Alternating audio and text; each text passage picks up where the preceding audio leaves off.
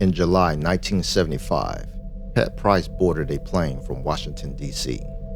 He had meetings that day with people from the Office of Naval Intelligence and the National Security Agency. Before leaving, Price spoke to a close associate. He said one thing: he was carrying documents, and if anything happened to him while he was in Las Vegas, his friend was to get the documents and take them to Hal Puthoff before the local police arrived. Price landed in Las Vegas that evening. He checked into his hotel and went upstairs. Shortly after, he began feeling ill. Pain, trouble breathing. Throughout the night, it got worse. At 5 a.m., he called his friend for help. He was coherent, not complaining of chest pain. Yet his friend later said he watched Price convulse repeatedly before paramedics arrived. They could not revive him. Pat Price was pronounced dead on July 14, 1975. No autopsy was ever performed. Official cause: heart attack. Years later, Hal Puthoff publicly said he suspected Price had been poisoned by a Soviet agent. Nothing was ever proven. Nothing was ever ruled out. The Unlisted Report. Pat Price did not arrive at Stanford Research Institute through normal channels. He contacted the program himself. In the spring of 1973, Price contacted researcher Hal Puthoff directly. He had heard about the remote viewing experiments, and he believed he could do what the program was looking for. Puthoff was skeptical. Price was a former police officer and a city commissioner from Burbank, California. With no scientific background, no intelligence clearance, and no obvious reason to take him seriously. But Puthoff agreed to test him. What happened next quickly drew the attention of CIA officers involved in the project. Price was given only a set of geographical coordinates. No maps, no photographs, no description of any kind. He was asked to describe what existed at that location. The target was a sensitive NSA installation in West Virginia. Price described underground storage areas large enough to resemble former missile facilities. He named personnel, described folders inside filing cabinets, and read out labels that responded to classified project names. A CIA officer overseeing the session later wrote in an internal CIA memorandum that Price had provided a list of project titles associated with current and past activities, including one of extreme sensitivity. He also provided the code name of the site itself. Price had no military background, no known access to the facility, and no explanation for what he appeared to know. Officials attempted to determine whether a security breach had occurred. There wasn't one they could identify. From that point, Price began working directly with the CIA. One former CIA officer who observed his sessions described him as extraordinarily accurate. Price became the program's most valuable asset. He was reportedly the only viewer who could read numbers and words during a session. Not impressions, not shapes, actual text. And then he was gone. His death in July 1975 did not just remove one participant from a research program. It removed the one person the program could not replicate. Puthoff later said the CIA's remote viewing effort lost its most important asset overnight. No replacement was ever found who matched what Price could do. The program continued, but it was never quite the same, and the questions surrounding his death were never formally investigated. No autopsy, no inquiry, and no public explanation was ever given for why it never happened. The file on Pat Price was closed before it was ever properly opened. The CIA did not shut down the program after Price died. They stepped back from it. There is a difference. Funding continued, oversight shifted, and the question that Price had made impossible to ignore remained unanswered. If one person could do what he did, could others be trained to do the same? In 1977, the U.S. Army established its own remote viewing unit, not at Stanford, not inside a research laboratory, at Fort Meade, Maryland, inside old wooden barracks that leaked when it rained. No modern facility, no advanced equipment, just aging barracks, leaking ceilings, and fluorescent lights. The unit cycled through a series of classified designations as oversight transferred between agencies. Gondola Wish, Grill Flame, Center Lane. Each name change came with the same demand: produce results. But the core problem remained. Pat Price had been extraordinary. Now the program needed to determine whether extraordinary could be reproduced. The man brought in to answer that question was Ingo Swann. Swann had been part of the program since his earliest days at Stanford. He had produced results alongside Price that researchers still could not fully explain. But Swann's value to the new military program was not his own ability. It was what he understood about how that ability worked. Session after session, he worked to identify what the mind noticed first and what it reached for before conscious thought took over. Also to break the experience apart and study it step by step. The result was a structured 6-stage system he called Coordinate Remote Viewing, CRV. The theory behind it was simple. Remote viewing was not a gift. It was a skill. And if it was a skill, it could be taught. If this archive is worth keeping open, the subscribe button keeps the files coming. From 1982 to 1984, Swann traveled between SRI facilities in California and New York, training a small group of military personnel, personally selected for the program. 5 soldiers, 1 additional individual from a sister unit. Swann guided them through each stage of the method, training perception step by step. The training lasted for 3 years. The first fully trained military viewer was soon producing results that program officials took seriously. Some described them as spectacular, but CRV was not the only system that the program developed. While Swann was building a structured method at Stanford, the Army was pursuing a parallel track through a different institution entirely.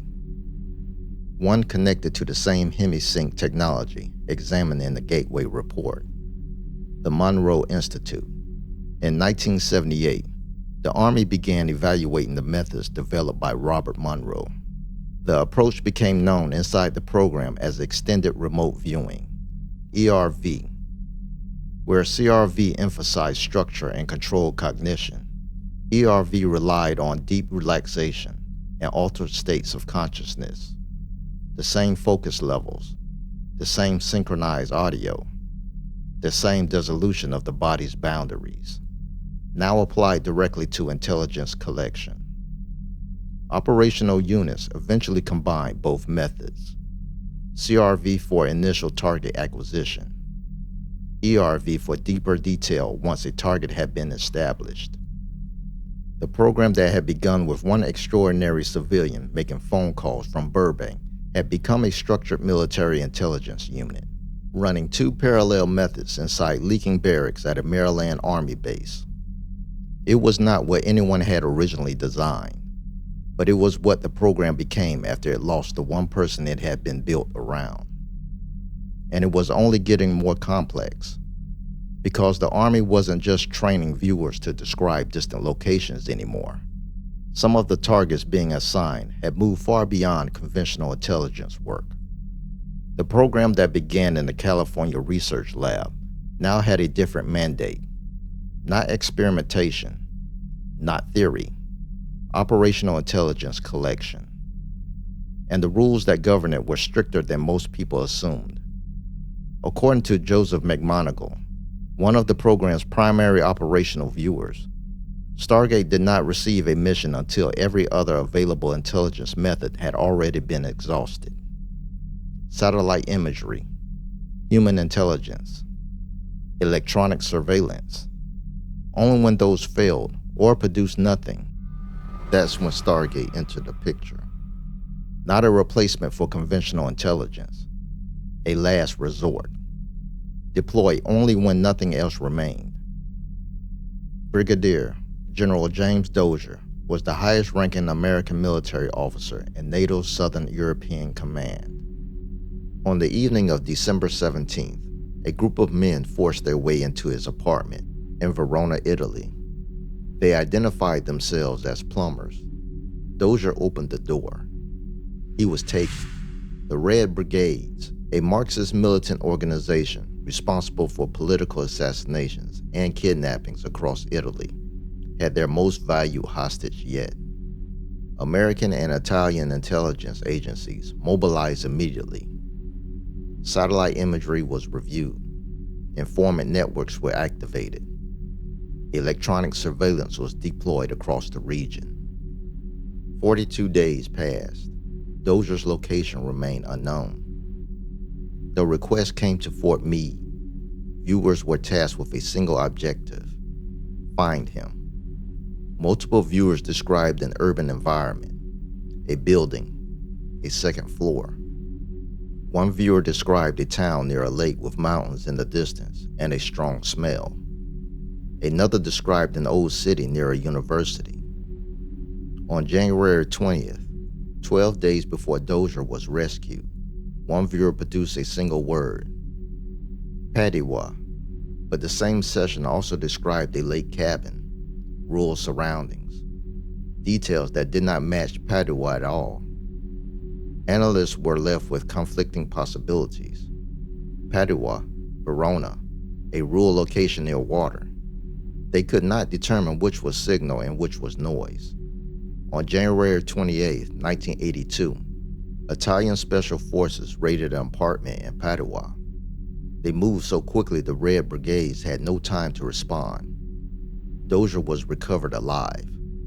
He had been held on the second floor of a building in Padua, near a university, in an urban environment. Some of those details had appeared in the sessions. Others had not. Whether remote viewing contributed meaningfully to the rescue was never formally confirmed. What is documented is the session data was transmitted to Italian authorities on 2 separate occasions, without the source being identified. What Italian authorities did with that information is not part of the public record. The program's supporters considered the partial alignment significant. Critics argued that results were too inconsistent to be operationally useful. Supporters pointed to the Dozier case as evidence the system could work. The disagreement was never resolved, but the remote viewing operations continued. Throughout the late 1970s and 1980s, the program continued receiving operational requests. A viewer was asked to locate a Soviet Tu-95 bomber that had gone down somewhere in Africa. When the wreckage was eventually located, officials later acknowledged that some of the descriptions had come unexpectedly close. In February 1988, the Defense Intelligence Agency asked where Marine Colonel William Higgins was being held in Lebanon. A viewer identified a specific building in a village in southern Lebanon. A hostage release later suggests Higgins had likely been held in that location at that time. Suggested, not confirmed. That pattern appeared again and again throughout the program's operational history. Results that could never be fully proven, but could never be completely dismissed either. By 1984, McMonagle had participated in more than 150 intelligence sessions, many tied to cases where conventional methods had reached a dead end. He left the program that year. The Army awarded him the Legion of Merit. The citation did not mention remote viewing by name, but the award remains part of the public record. The program kept running, not because the results were reliable, not because analysts had concluded the phenomenon was real, but because occasionally, in ways that resisted conventional explanation, something appeared to work. That was enough to prevent closure, and enough to keep the funding moving. But the operational mission were only part of what the program was doing. Some sessions were never intended for intelligence collection at all, and one of them is still in the declassified record, exactly as it was written in 1984. Inside the CIA's declassified archive, buried among thousands of pages of operational summaries, session transcripts, and intelligence assessments, there is one document that does not read like the others. It is dated May 22nd, 1984. Its title is simple: Mars Exploration. By 1984, the Fort Meade unit had spent years targeting Soviet facilities, kidnapping locations, weapon sites, and military infrastructure. The viewers involved in those sessions were trained military personnel operating under strict protocol. Sessions were recorded, transcripts were archived, results were compared against verifiable intelligence. That was the framework. May 22nd was different. On that day, Joseph McMoneagle was brought into a session at the Monroe Institute in Virginia. He was placed inside what the Institute called a black box, an isolated chamber designed to reduce sensory input during the session. Before the session began, he was handed a sealed envelope and instructed not to open it until the session was complete. The monitor guiding the session was Robert Monroe. Then the target was introduced. Not a military installation, not a location on Earth. The target was Mars, 1 million years before the present. What followed remained preserved in the transcript exactly as it was recorded. McMoneagle described the planet an environmental collapse, massive storms, a surface becoming unlivable, large pyramid forms sitting in a vast depressed area. He believed they were shelters from the storm. McMoneagle described people who were very tall, large but thin, dressed in silk clothing, cut to fit. He said they appeared aware of what was happening to their environment, and they were waiting. The monitor asked what they were waiting for. McMoneagle described the group that had left in search for a new place to live. The others remained behind, waiting for their return. The transcript continued. McMoneagle attempted to communicate with one of the figures, but the figure did not appear to understand who he was. At one point, McMoneagle said the individual seemed to perceive him as a hallucination. The session ended. McMoneagle opened the envelope.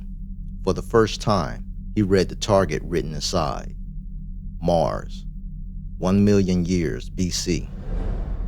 The transcript does not attempt to explain the session. It simply records it. Using the same clinical structure found throughout the rest of the program's archive, and the same type of questioning used to document Soviet facilities and kidnapping targets. The transcript ended. No explanation was attached. No official conclusion was provided. Only the document remained. Decades later, it would appear inside the government's declassified archive, publicly accessible through the CREST database. The document exists. The context does not. In 1991, something changed inside the program that most public accounts of Stargate never mention.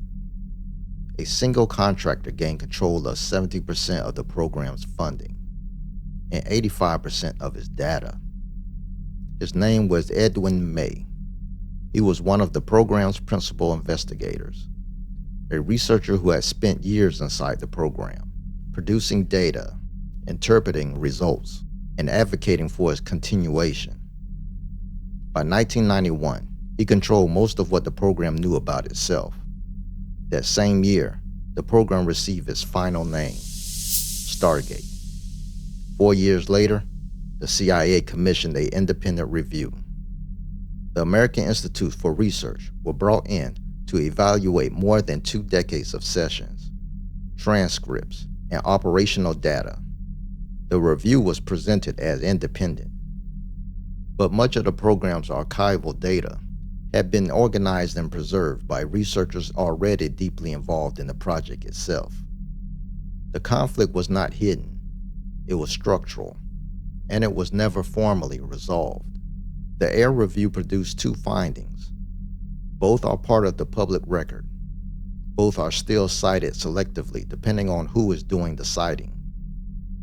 The first finding: in controlled laboratory conditions, remote viewing produced statistical results that some researchers believe could not be explained by chance alone. That finding came from statistician Dr. Jessica Utz. It has never been formally retracted. The second finding: the program had not produced reliable intelligence. No remote viewing report had ever provided data that was directly actionable in an intelligence operation. That finding came from psychologist Dr. Ray Hyman.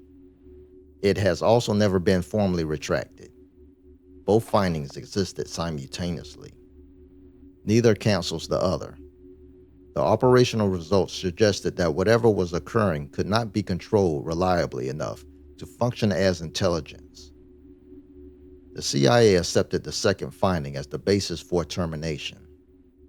The first finding was noted and set aside. Project Stargate was officially terminated in 1995. Not because fraud had been demonstrated, not because researchers concluded nothing unusual had occurred. The program was closed because the phenomenon, whatever it was, could not be made reliable. An asset that works occasionally is not an asset. It is a liability, because you cannot know when to trust it. When the program closed, 3 full-time viewers were still working at Fort Meade, still conducting sessions, still filing transcripts. On a budget of $500,000 a year, they were reassigned. The barracks were emptied. The files were archived.